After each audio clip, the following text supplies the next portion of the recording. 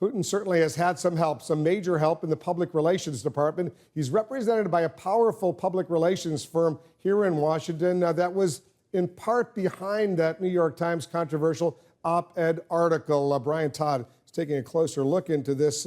Brian, tell us what you've learned, because there's a lot of money at stake here. He's getting some expert PR advice from this American public relations firm. And it's raising eyebrows now, Wolf, because this is an American firm that is doing a lot to promote interests in the United States that really kind of clash with America's interests, namely that op-ed piece from Putin in the New York Times that so many Americans got riled up over. Senator Menendez said it made him want to vomit.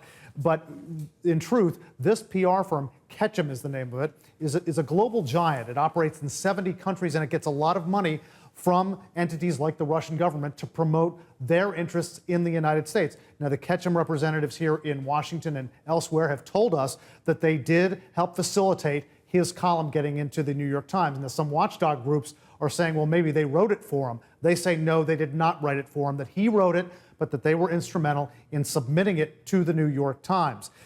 What's interesting is also how much money they get. The Russian government paid Ketchum $1.9 million between November and the end of May of this year. And that's just kind of a cross-section of the time and the effort that they put in for entities like the Russian government. But it kind of opens people's eyes to the fact that there are US-based firms, PR firms, and this isn't the only one that does this kind of thing, that actually act on behalf of governments that may not be so friendly to the U.S. There have been PR firms in this country that have made money off the likes of Muammar Gaddafi and Saddam Hussein, promoting their interests in the United States. So that's why this firm Ketchum is raising interest. There's nothing illegal about it. They have to register as foreign agents with the U.S. Justice Department. That's right, and they have done that, and there's nothing illegal at all with what they are doing. And we also have to say that CNN has worked with them to try to gain interviews with Russian officials and to work with them on presidential trips that Russian leaders have made. What was intriguing to me, Brian, was this proposal the Russians came up with, or maybe Ketchum came up with,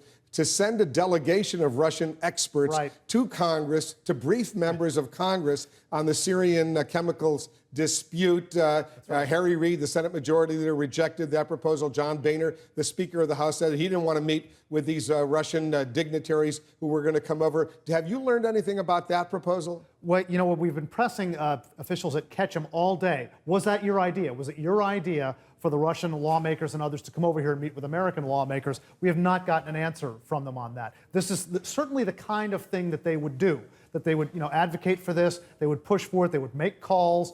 But again, we have not gotten, a solid confirmation from them that they were behind this idea, which, as you mentioned, John Boehner rejected it, Harry Reid rejected it. They want no part of this. What's also interesting is John McCain is going to write an op-ed coming up soon, we don't know when, to counter Putin's op-ed. He's going to do it on Putin's home turf. He's going to write an op-ed for the Russian news outlet Pravda. His office told the Washington Post that today.